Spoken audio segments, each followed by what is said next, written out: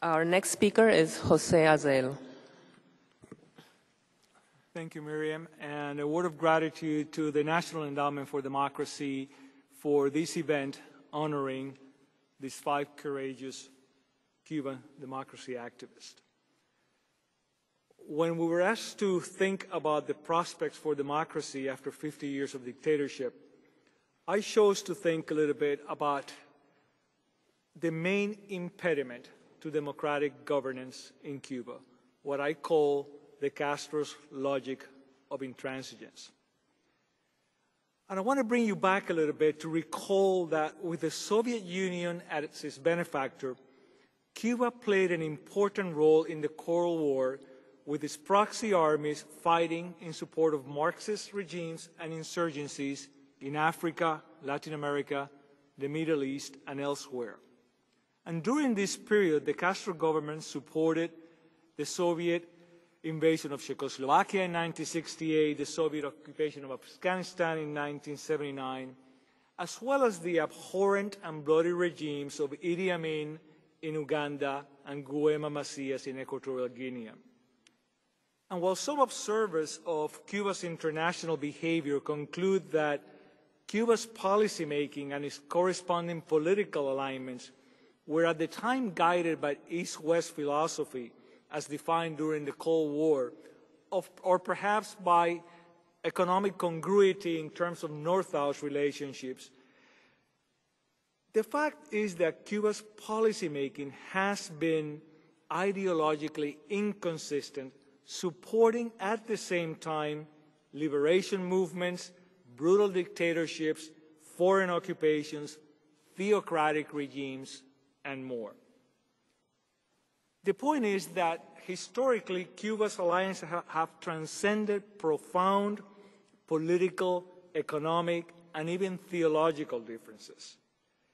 Traditional explanations fail to answer what brings together Fidel Castro, a Marxist-Leninist atheist, with Hugo Chavez, a putative socialist Christian, with Mahmoud Ahmadinejad, a product of Islamic fundamentalism.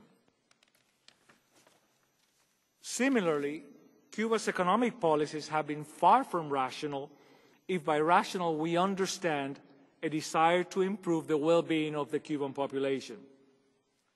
But Cuba's policymaking has been eminently rational, if by that term we understand an uncompromising desire to remain in power and to oppose the United States. The point I'm trying to make is that Cuba's decision-making follows its own logic and its own rules of engagement. Let us recall, for example, that in 1979, with the victory of the Islamic Revolution, Fidel Castro suddenly abandoned his long-term support for the Iranian People's Party and embraced the Ayatollah Khomeini's theocratic anti-communist regime. So if it is not political ideology on the one hand or economic pragmatism on the other, what is the centerpiece of Cuba's policymaking? And perhaps more importantly, has it changed at all under Raúl Castro?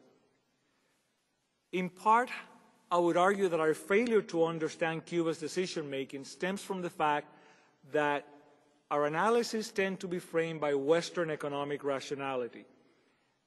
And when we try to understand the stimuli happening in Cuba through our Western economic theoretical lenses, we normally misread the situation.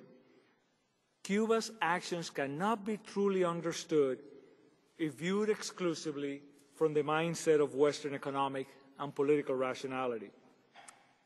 And this is not at all to suggest that Cuba policymaking is irrational, but only that it may seem irrational to us. But in fact, from the Cuban government's point of view, their policymaking is eminently rational. It follows 2 uncompromising principles. First, to remain in power.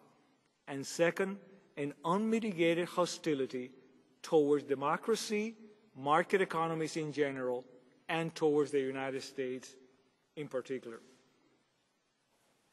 Historically, Cuba's policymaking has had as its central focus the forming of alliances designed to undermine U.S. national interest. In 1958, while still in the Sierra Maestra, Fidel Castro wrote, and I quote, "I have sworn to myself that the Americans are going to pay dearly for what they are doing. When this war ends, for me will begin a much longer and bigger war, the war that I am going to wage against them. I realize that this will be my true destiny." This is 1958. I want to argue that the root cause of Cuba's intransigence is not adherence to Marxist principles, but rather Fidel Castro's pathological megalomania. Fidel's intransigence is best understood as megalomaniacal rather than ideological. It is this pathology that will foil any diplomatic initiative by the international community or the United States to induce the Castro brothers to undertake political or economic reforms that may undermine their absolute control. If Cuba's policymaking can be described as ideological at all, it would be based on an ideology of hate towards the United States. Similarly, whatever economic pragmatism we may discern in the regime, it is a pragmatism designed to remain in power. Intransigence is the leitmotif of Cuba's policymaking. It has served the regime well for 50 years. It is a legacy that the Castro brothers are unwilling to compromise, and consequently, as irrational as it may seem to us, diplomatic overtures by this administration and the world community will not move the Castro regime to grant Cubans civil liberties or political rights. Recently, it has become fashionable to characterize Raúl Castro as a more pragmatic leader than his older brothers. We hear this argument often. And while this may be the case in some aspects of governance, it is not a pragmatism that will lead him to embrace policy changes that will jeopardize his hold on power. More likely, it is a pragmatism that will induce him to formulate perhaps less ideological policies designed to perpetuate power. Undoubtedly, in time, Raúl Castro will imprint his own governing style, but we need to keep in mind, and this to me is a central point that is not often said, Raúl Castro is not a peripheral participant in a system that was created by his brother. Raúl Castro is a central co-creator of that system. Cuba's human rights situation has not improved at all under Raúl Castro. Perhaps its methods of repression have changed to a more subtle cash, threaten, and release type of style. In my mind, at this time, the changes that we have seen in Cuba since Raúl Castro assumed power are no more than a simple division of labor. The more mundane tasks of running the country have been delegated to the younger Castro, while foreign policy remains the sole domain of Fidel Castro. In this context, it may be useful for all of us to remember that when Gorbachev visited Cuba in 1989, Castro reportedly warned him, "If you open the window to democracy, you will lose all power." Even after his brother's passing, Raúl Castro is unlikely to open that window to democracy. Thank you.